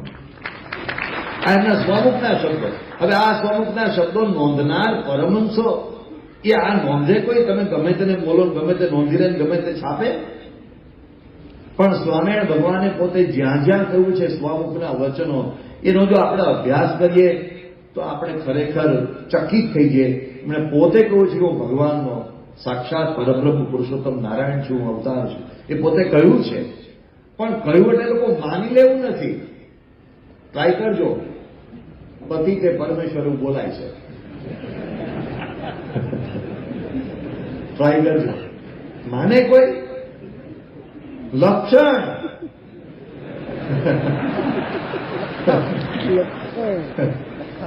સ્વામિનારાયણ ભગવાનના લક્ષણો માત્ર શ્રદ્ધા હતી. સ્વામિનારાયણ ભગવાનનું જીવન, દાખલા તરીકે તમે ગરડા મધ્યનું 33મું વચનામૃત જો, જન્મ્યા ત્યારથી આજ સુધી કોઈ ત્રિકાળમાં અમને ભૂંડો સંકલ્પ થયો નથી. આનું લક્ષણ એમનું જીવન હતું. અરે તમે એમનું નીલકંઠ યાત્રા તરીકેનું જીવન તો જુઓ. માન સરોવરની યાત્રા કરી, ખાલી એક જ પ્રકરણ તમે શાંતિથી વાંચજો. એક જ પ્રકરણ, માન સરોવરની એમણે 11 વર્ષની ઉંમરે કરેલી યાત્રા. અરે અખિલ ભારતની યાત્રા ભૂલી જાઓ. એમણે ભૂલાશ્રમમાં તપ કર્યું, ભૂલી જાઓ. એમણે છેક બ્રહ્મદેશની બોર્ડર સુધી વિચરણ કર્યું, ઉઘાડા પગે ખુલ્લા શરીરે, ભૂલી જાઓ. ખાલી એક માન સરોવરની યાત્રા પકડી રાખો. 6 મહિના સુધી નિરાહાર રહીને -35 ડિગ્રી ટેમ્પરેચર શિયાળામાં ત્યાં એમને તપ કર્યું માનસરોવરના કાંઠે. ઠંડી આવે છે, ટ્રાય કરો તો કરજો. કેવી રીતે એ જીવન જીવ્યા હશે. અને બદ્રીનાથના પૂજારીને કહ્યું એમને કે તમારે બદ્રીનાથના પૂજારી કહ્યું તમે 6 મહિના જમ્યા ક્યાં? કારણ કે ત્યાં તો કઈ ઉગતું જ નથી. અમે માનસરોવર જઈને આવ્યા, અમે ત્યાં ઠંડી જોઈ લીધી સારી પેટે, અને અમે ગયા હતા એ તો સારી ઋતુમાં ગયા હતા, શિયાળામાં નહોતા ગયા. કેટલા ગોદડા ઓઢ્યા હતા ને કેટલું ઓઢ્યું હતું, પણ એમાં જયારે માનસરોવરના પાણીમાં હાથ બોળ્યો ને તો એમ લાગ્યું કે હાથ છે જ નહીં. ઘડી તો એવું લાગ્યું, એટલું ઠંડુ પાણી હતું. હવે તેવા માનસરોવરના કાંઠે શિયાળાના સમયમાં ભગવાન સ્વામિનારાયણ 11 વર્ષની ઉંમરે પધાર્યા. 11 વર્ષની ઉંમરની છોકરો, 11 વર્ષની ઉંમરનો દીકરો એ ઘરની બહાર બાથરૂમમાં લઘુ કરવા નથી જઈ શકતો, ડરે. અને આ ક્યાંના ક્યાંય વિચરણ કરી આવ્યા. અને એમનું વિચરણ એ ઐતિહાસિક છે. આજે એ વિષય ઉપર હું ઊંડો ઉતરતો નથી, ભવિષ્યમાં ક્યારેક આપણે ચર્ચા કરીશું અને ઉતારીશું કેવી રીતે હિસ્ટોરિકલ રેકોર્ડના આધારે આપણે કહીએ છીએ એમનું અભિચરણ છે. હિસ્ટોરિકલ રેકોર્ડ છે, કોઈ અનુમાન ને કોઈ નવલકથાની વાત નથી. આ તો આવું એમનું જીવન હતું. એ જયારે લોજમાં આવ્યા વન વિચરણ કરીને, ત્યારે પહેલી જ નજર મુક્તાનંદ સ્વામીની પડી. પહેલી જ નજર. પહેલા તો સુખાનંદ સ્વામીની નજર પડી. તો મુક્તાનંદ સ્વામી એમનામાં શું જોયું હશે કે મુક્તાનંદ સ્વામી હાથ જોડી બિચારી તમે અમારે ત્યાં રોકાઈ જાઓ. અને મુક્તાનંદ સ્વામી તો એમના કરતા 23 વર્ષે ઉંમરમાં મોટા. મારે મુક્તાનંદ સ્વામીને આખ્યાન ક્યારેક અહીંયા આગળ થોડુંક નિરૂપીશું. અરે કેવા પ્રતાપી સંત હતા, કેવા મહાપુરુષ હતા. એ પેલા નીલકંઠ બ્રહ્મચારીના દાસ થઈને રે, આમ તો ગુરુપદે હતા એમના, પણ એમના દાસ થઈને રે.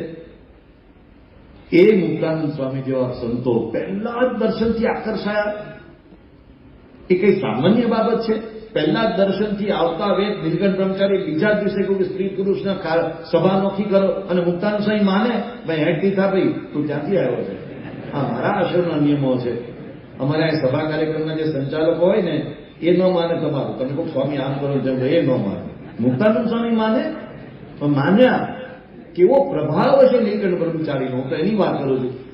તો એમનું જીવન એવું હતું. સ્વામિનારાયણ ભગવાનનું જીવન કોઈ સામાન્ય જીવન નહોતું. તમે વાંચો વચનામૃતમાં ગરડા પથનું 18મું વચનામૃત કે મારા અંતઃકરણને કેવી રીતે પકડું છે. એટલે અંતઃકરણ સમજાતું જ નથી. ક્યાં મન ભટકે છે ને ક્યાં ઇન્દ્રિયો ભટકે છે, શું પકડાય. બકરું પકડે પકડું છે એ વાત કરે તો પરબ્રહ્મ પુરુષોત્તમ નારાયણ હતા. પણ આ બધા પરમહંસો એમને ભગવાન એટલા માટે માનતા હતા કારણ કે એમનું જીવન સામે નજર સામે દેખાતું હતું. આ આંધળી શ્રદ્ધા નહોતી. કોઈ બોલ્યું કોકે કીધું કોકે માની લીધું એવું નહોતું. આ એ માનનારા લોકો પણ સામાન્ય નહોતા. આ બીજો મુદ્દો મારે કેવો છે. એ સામાન્ય લોકો નહોતા. મુક્તાનંદ સ્વામીની વાત હું કરતો હતો. એક પેલા ત્રવાડી હતા, ત્રવાડી, એણે મુક્તાનંદ સ્વામીના દર્શન કર્યા. મુક્તાનંદ સ્વામીના દર્શન કરતા લાગ્યું કે આ સાક્ષાત પરમાત્મા છે. તો મુક્તાનંદ સ્વામી કે ભાઈ હું પરમાત્મા નથી, હું એક સામાન્ય સેવક છું, સ્વામિનારાયણ ભગવાન.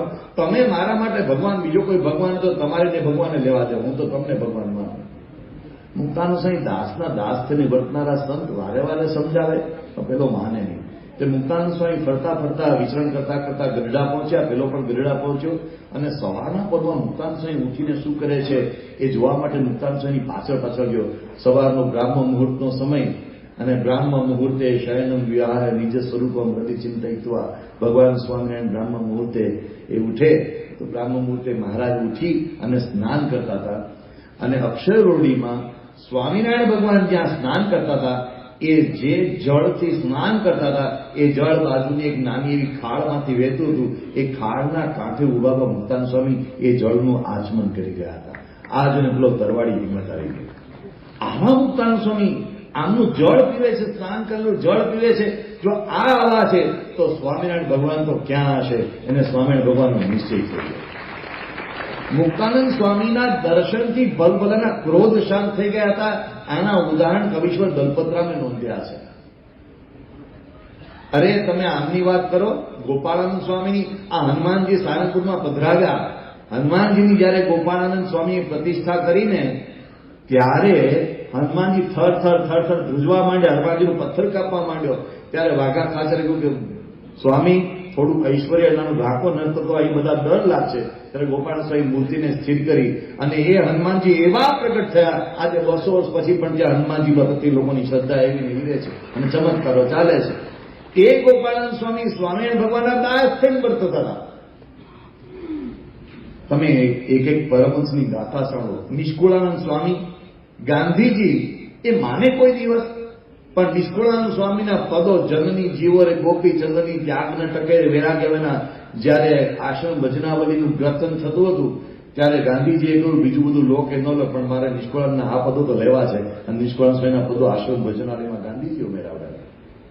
તો કેટલું બધું નિષ્કુળાનંદ સ્વામીનું જીવન, કેટલું બધું એમનું વૈરાગ્ય, કેટલું બધું એમનો ત્યાગ, એમનું કવિત્વ કેટલું બધું. નિષ્કુળાનંદ સ્વામી, બ્રહ્માનંદ સ્વામી, મારે એક વસ્તુ કહેવાની રહી ગઈ. આ કોઈ સ્વામિનારાયણ ભગવાનને પહેલા તબક્કે ભગવાન માનવા તૈયાર નહોતા થયા. આ બધા સનાતન ધર્મીઓ હતા. આ મુક્તાનંદ સ્વામી તો માર્ગી પંથના હતા.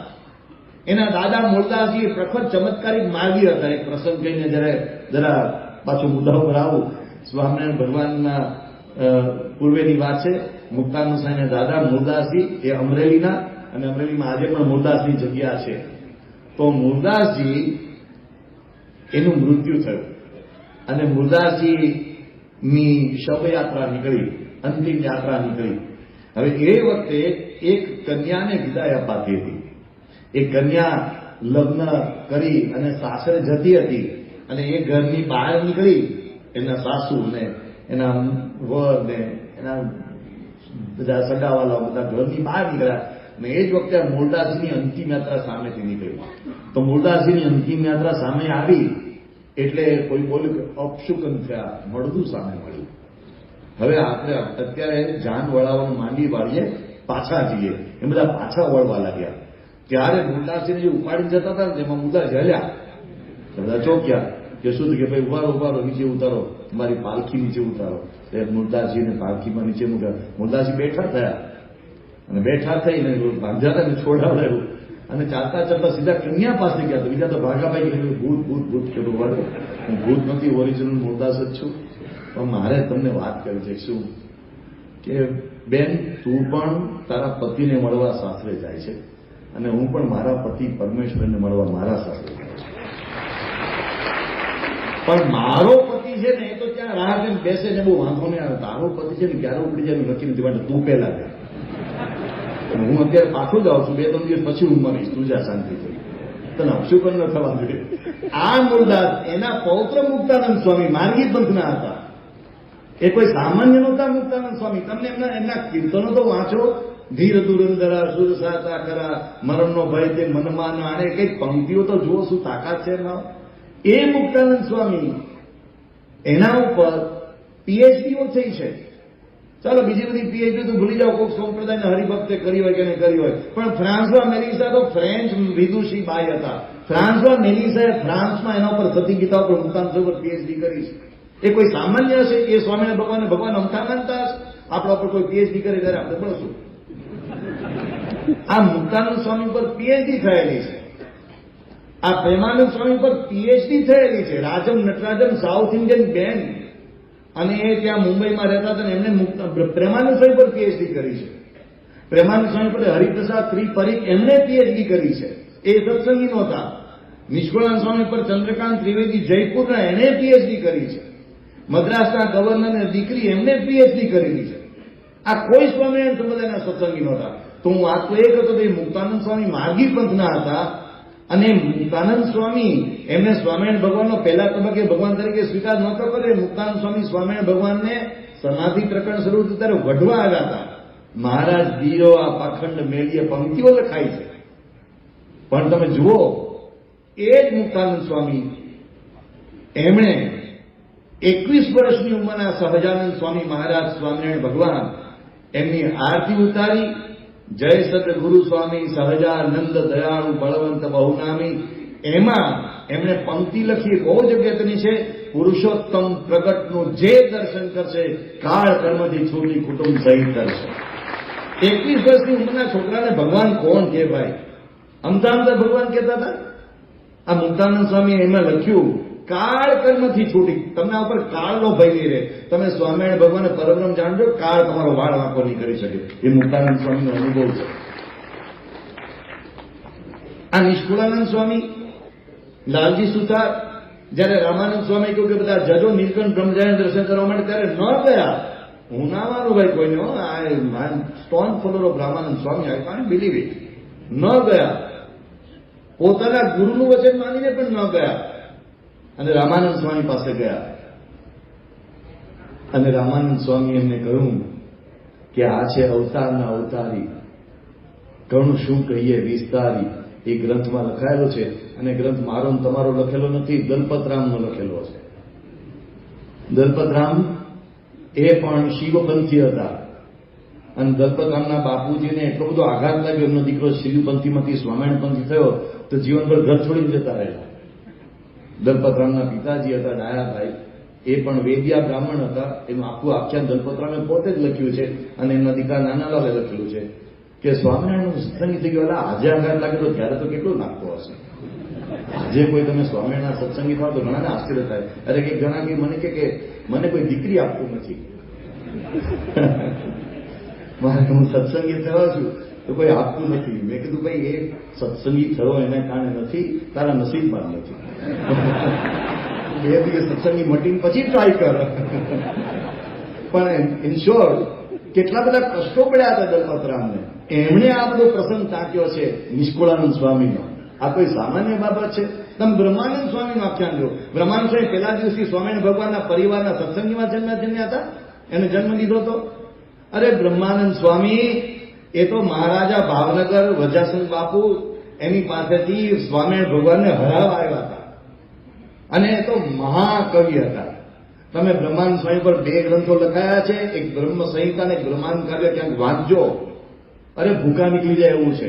આ બધા ચારણો ગઢવીઓ બધા જે બ્રહ્માનંદ સ્વામીનું આખ્યાન વાંચે છે ને, એ બધાને લાગે કે બ્રહ્માનંદ સ્વામીના પેગડામાં પગ નાખે એવો કવિ, ચારણ કવિ હજુ સુધી કોઈ પાક્યો નથી, એવું ટાગોર કહેતા હતા. અને ટાગોરે જયારે પહેલી વખત રવિશંકર મહારાજની ઉપસ્થિતિમાં બોચાસણની અંદર બ્રહ્માનંદ સ્વામીનો આ છંદ સાંભળ્યો, સર સર સર સદર અમર અનુસર, એ છંદ સાંભળ્યો, અને ગાનાર દુલાભાયા કાગ એને જયારે ગાયું તો ટાગોર સ્ટેજ ઉપર, રવિન્દ્રનાથ ટાગોરની વાત છે, ટાગોર અટકવાળા ઘણા હોય છે, હું રવિન્દ્રનાથ ટાગોરની વાત કરું છું. રવિન્દ્રનાથ ટાગોર સ્ટેજ ઉપર નાચવા માંડ્યા. એટલે એને પૂછ્યું કે આ લખ્યું છે કોણે? તો કે આ તો અમારા બ્રહ્માનંદ સ્વામી લખ્યું છે. આ ગઢવીઓને ચારણો જેના માટે ગૌરવ અનુભવે એવો બ્રહ્માનંદ સ્વામી. અને એ સ્વામિનારાયણ ભગવાનની કસોટી કરવા આવ્યા હતા. એ કઈ સ્વામિનારાયણ ભગવાનને ભગવાન માનતા નહોતા. અરે એ તો એવા દેવી પુત્ર હતા કે જુનાગઢના નવાબ એને રાજ્ય આપવા તૈયાર થઈ ગયા હતા. એવા દેવી પુત્ર હતા કે ગાયકવાડ સરકાર એને આખા નકા સોનેથી મઢવા તૈયાર થયા હતા.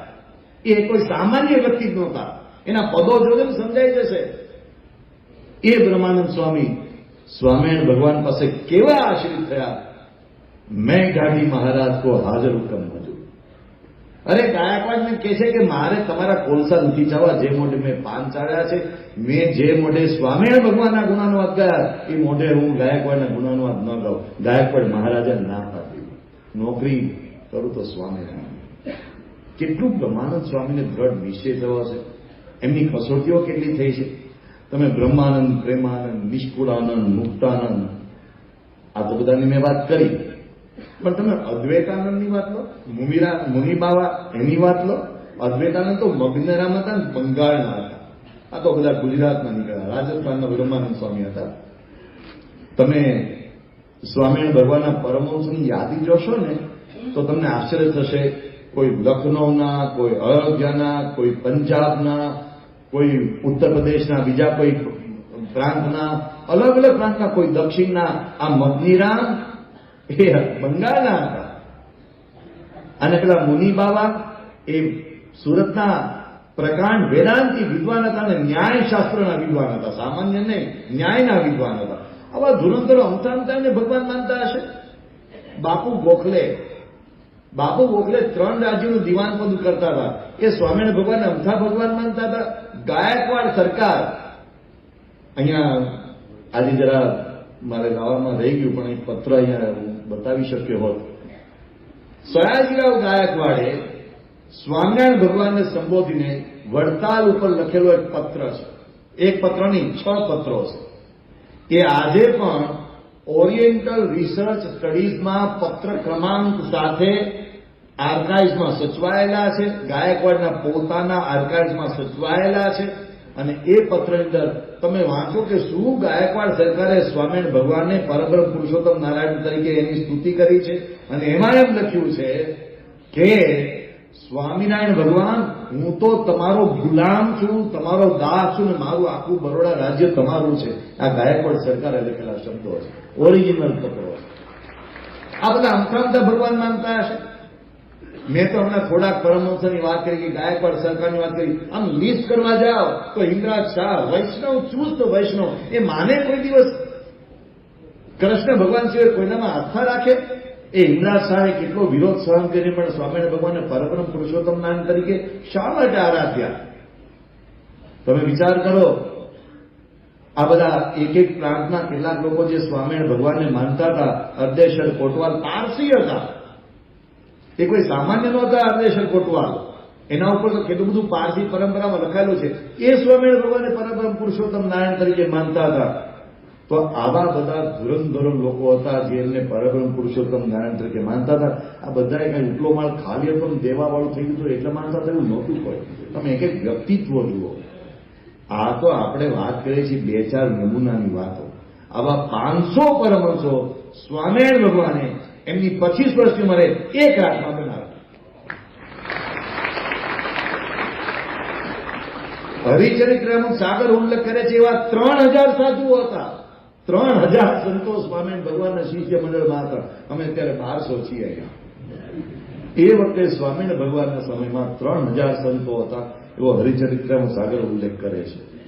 તો સ્વામિનારાયણ ભગવાનના આ એક એક સંત શા માટે એમની પાછળ ગાંડાથી ગેલાથી ફરતા હતા? એ બધા જ કોઈ અસાધારણ વ્યક્તિ, કોઈ મોટા મોટા ક્ષત્રિય રાજાઓ હતા, કોઈ સામાન્ય નહોતા. તમને વધારે જાણીને આશ્ચર્ય થશે કે એ વખતે સ્વામિનારાયણ સંપ્રદાયના સાધુ થવું એટલે માર ખાવો, તિરસ્કાર, ગાળ, બધું સહન કરવું, એટલી તકલીફો હતી. આવા મોટા સભા મંડપો નહોતા, આવા આલિશાન સંતાશ્રમો નહોતા, આવી સુંદર વ્યવસ્થાઓ નહોતી. જેલાના કાંઠે પડી રહેતા.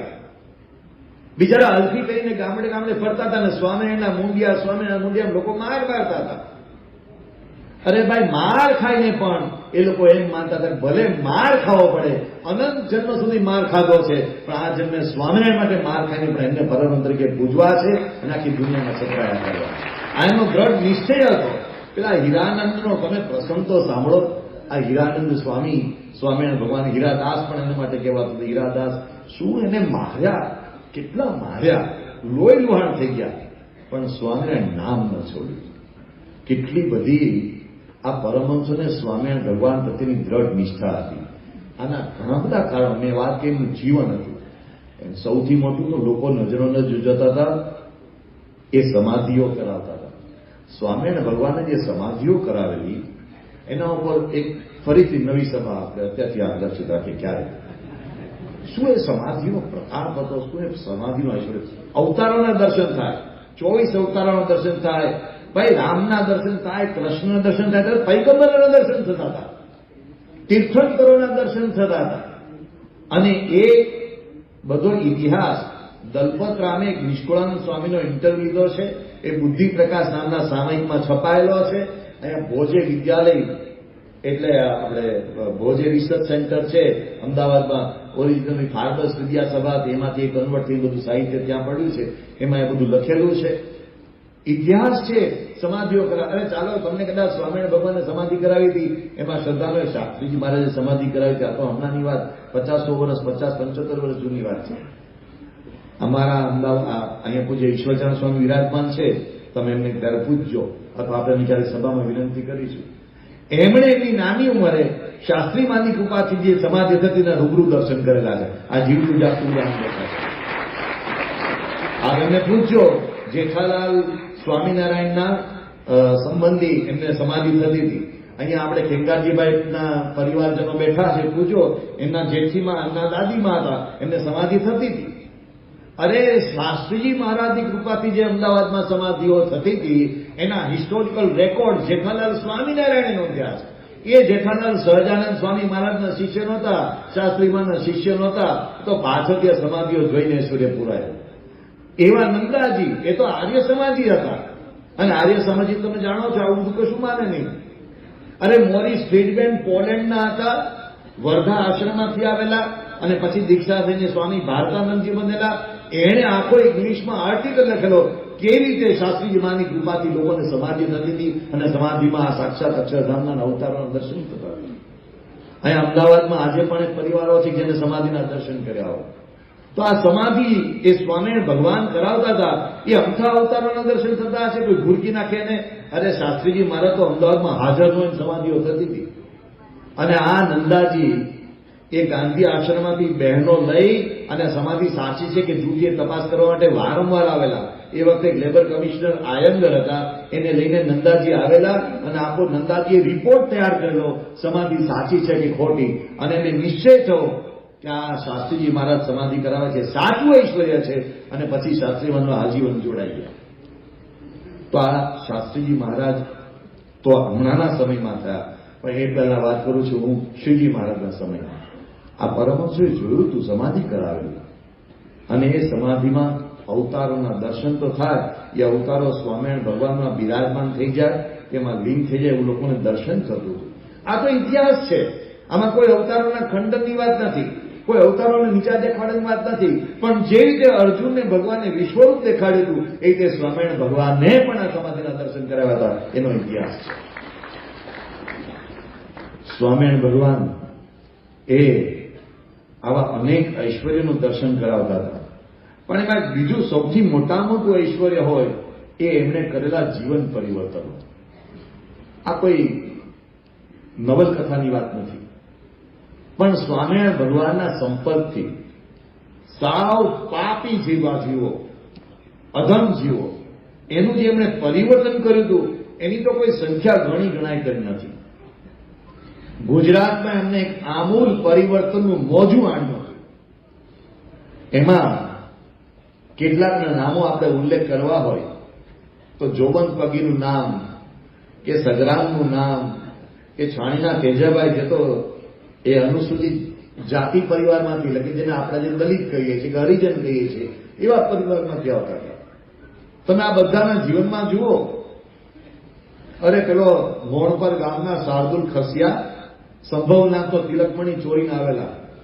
શત્રુંજયનું જે જૈન તીર્થ છે એમાં સંભવ નામ તો તિલકમણી, અબજો રૂપિયાનો તિલકમણી થાય આજની ગણતરી પ્રમાણે, એ ચોરીને લઈ આવેલા. અને એ વખતે બ્રિટિશ અધિકારી જ્હોન મિલ હતા, એમણે કેટલા લોકોએ આ તિલકમણી પાછો મેળવવા માટે આસમાન પાતાળ એક કર્યા હતા, પણ ન મળ્યો.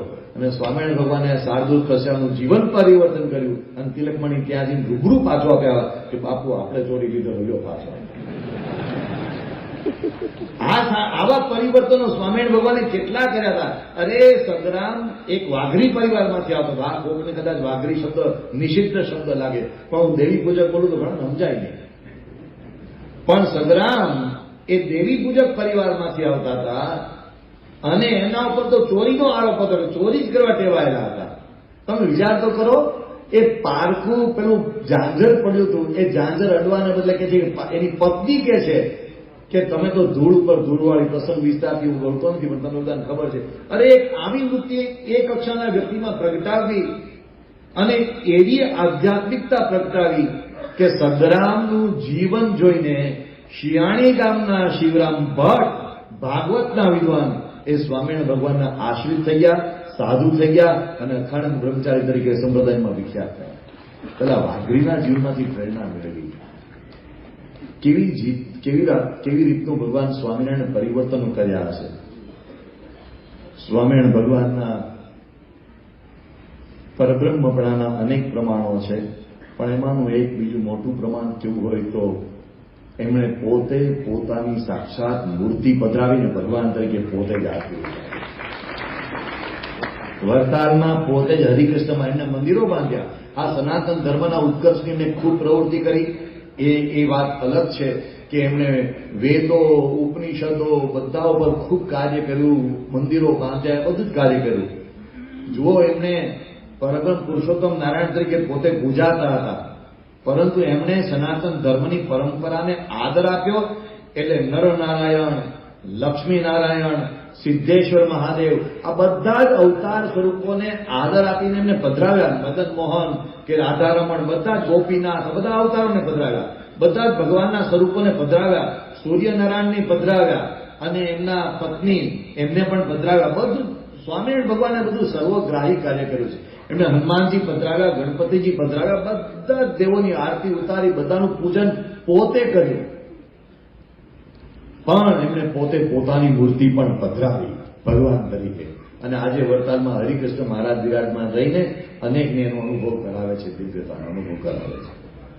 તો સ્વામિનારાયણ ભગવાન એ પરબ્રહ્મ પુરુષોત્તમ નારાયણ તરીકે આ પૃથ્વી પર અવતર્યા. એના અનેક પ્રમાણો જોઈને આ એમના સમયમાં આટલી મોટી સંખ્યામાં લોકો ભક્ત બન્યા. એમની પરબ્રહ્મ પુરુષોત્તમ નારાયણ તરીકે મૂર્તિ રખતા હતા. સ્વામિનારાયણ ભગવાનની હયાતીમાં એમની મૂર્તિ ઘરોઘર પૂજાતી હતી. સ્વામિનારાયણ ભગવાનને પાછળથી કોઈ ભગવાન તરીકે માને છે એવું નથી. એ જમાનામાં સંતતાન પાછળથી કોઈ ભગવાન ચડાવી દીધા એવું નથી ભાઈ. ઘણા લોકો એવી ગેરમાન્યતા પ્રવર્તાવે છે.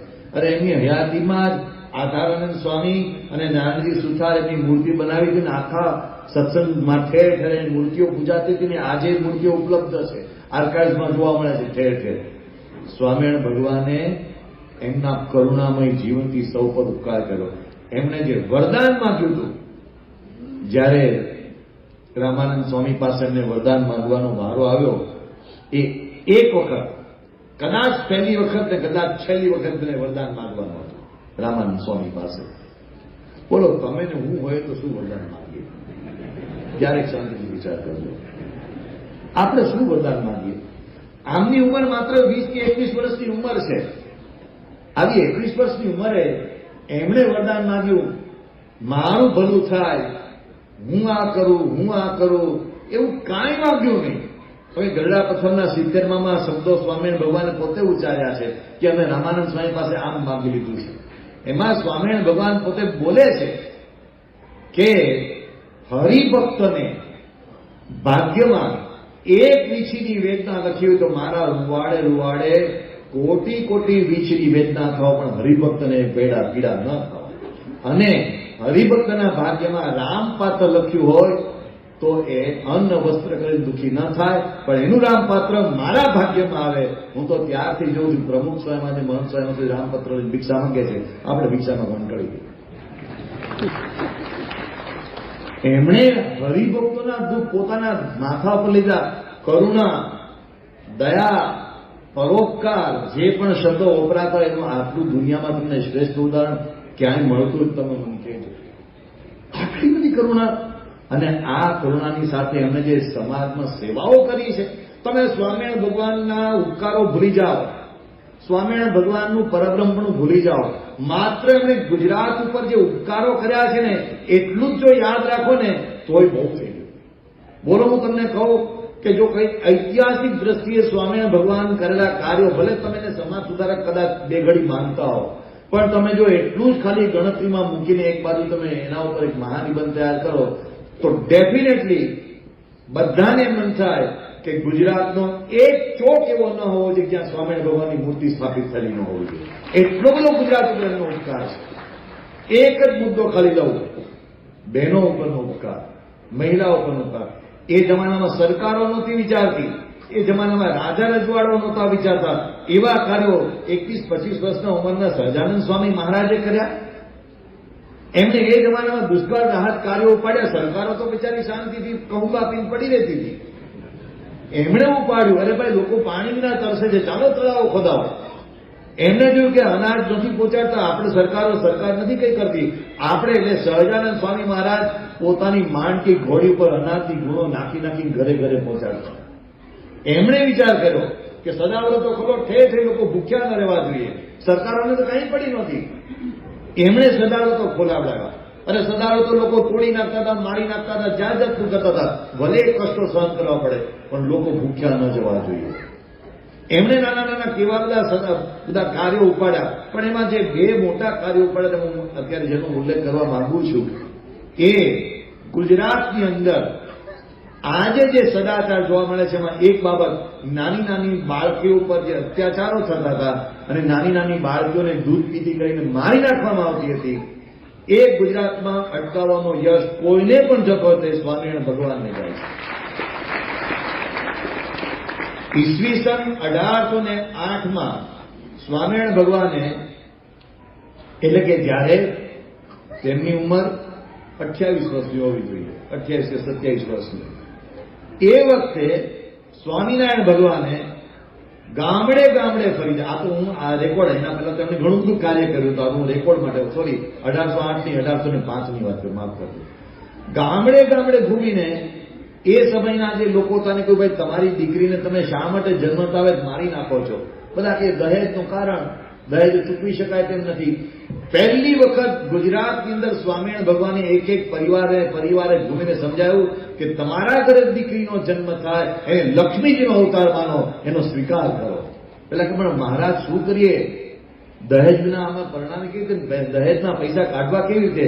ત્યારે સ્વામિનારાયણ ભગવાને કહ્યું હતું કે દહેજ વિના પરણે એવા યુવકો હું તૈયાર કરી, તમે ચિંતા મારા ઉપર છે, તમારી દીકરીઓને પરિણામની જવાબદારી મારા ઉપર. અને મહારાજે કદી કરુણા કરી. તમને જાણીને આશ્ચર્ય થશે કે મહારાજ બંધિયા ગયા હતા.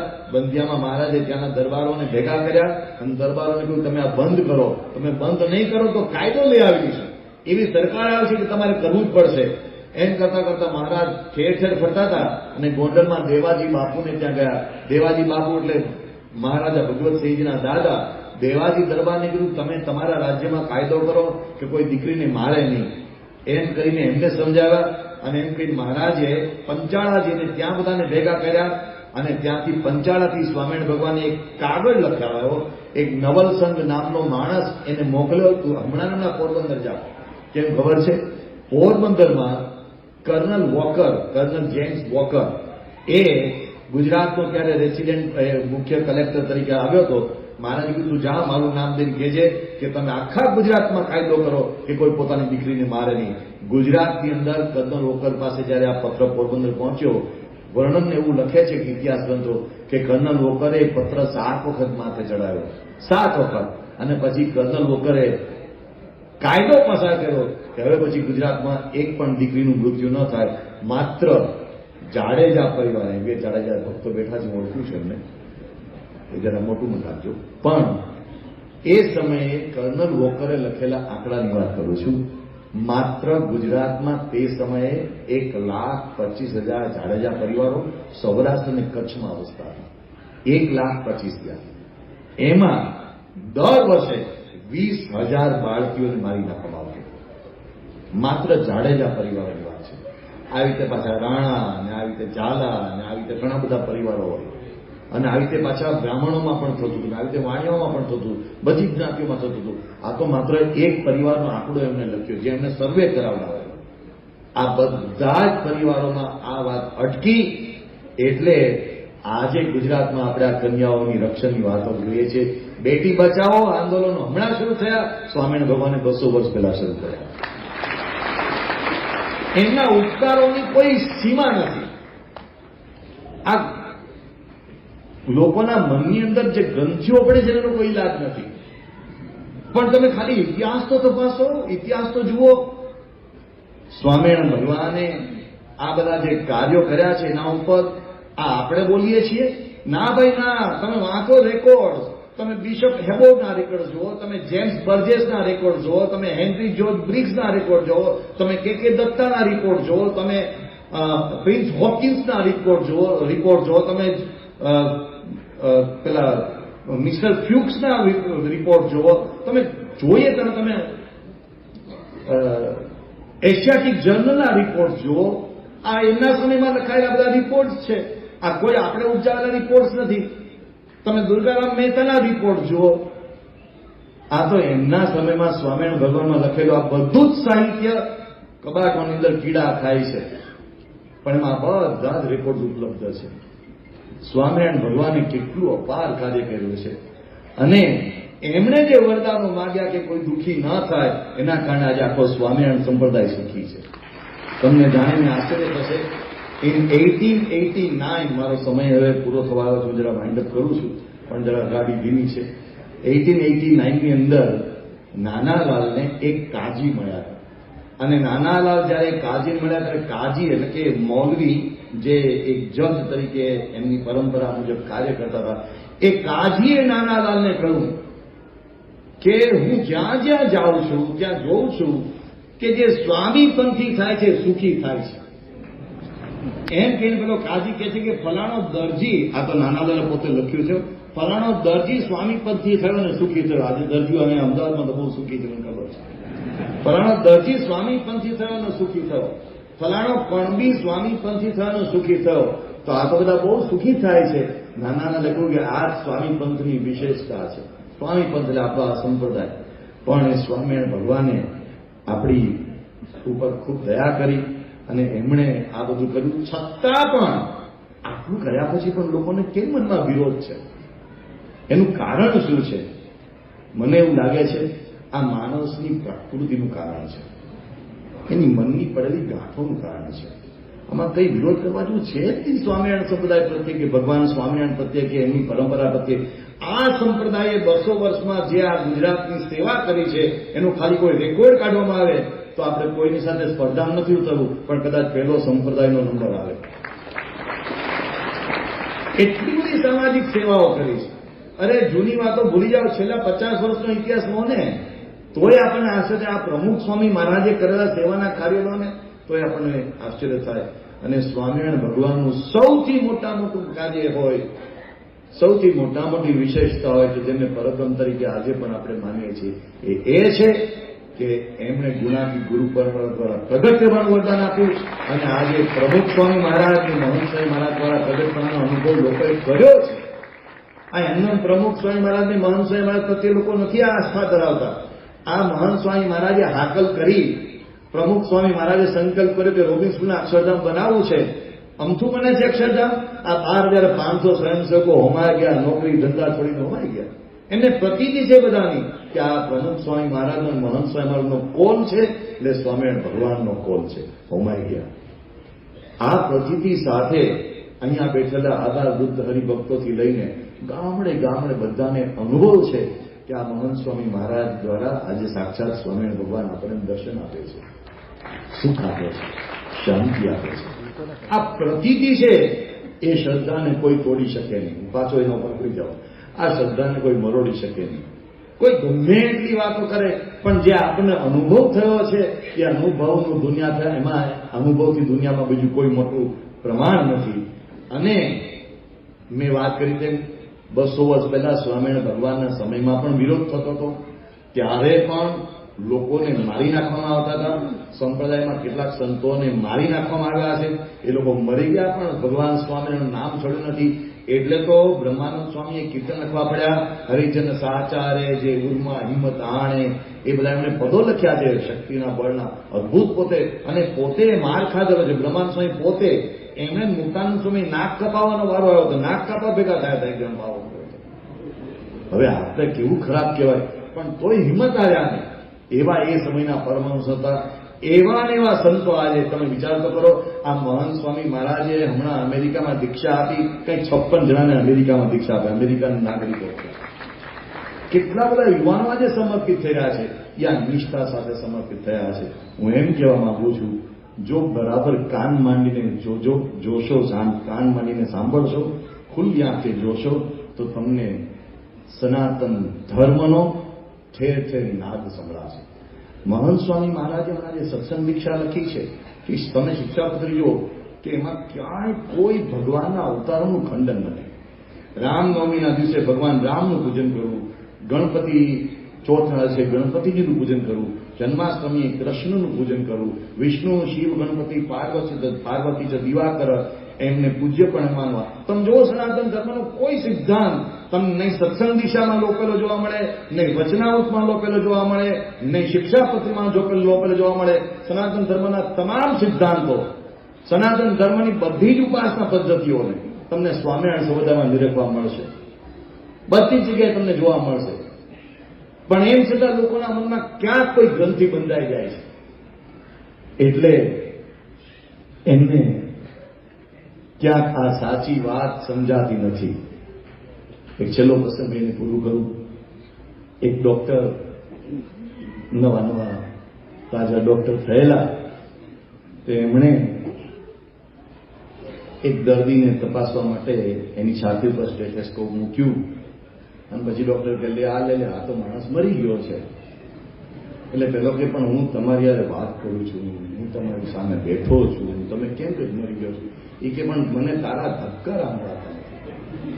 પેલો પણ કે સાહેબ તમારી ભૂગળી તો કાનમાં નાખો, ભૂગળી કરાવો. મારે એટલી જ વિનંતી કરવી છે, ભૂગળી કાનમાં રાખજો તો સ્વામિનારાયણ સંપ્રદાયના સનાતનમાં ધક્કા. ભૂગળી કાનમાંથી કાઢી નાખશો તો નહીં હમણાં જીવતો માણસ મરેલો લાગશે. જેમને ભૂંગળી કાનમાં રાખી છે એ મંદન, અને જેમને ભૂંગળી કાનમાં નથી રાખી એમને ભગવાન કાનમાં નાખવાની પ્રેરણા આપે છે.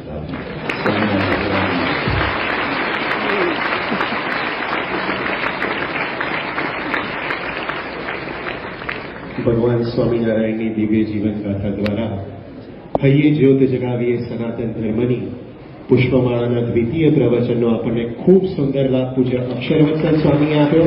આપણે સૌ પુનઃ તેમના ખૂબ ખૂબ આભારી છીએ.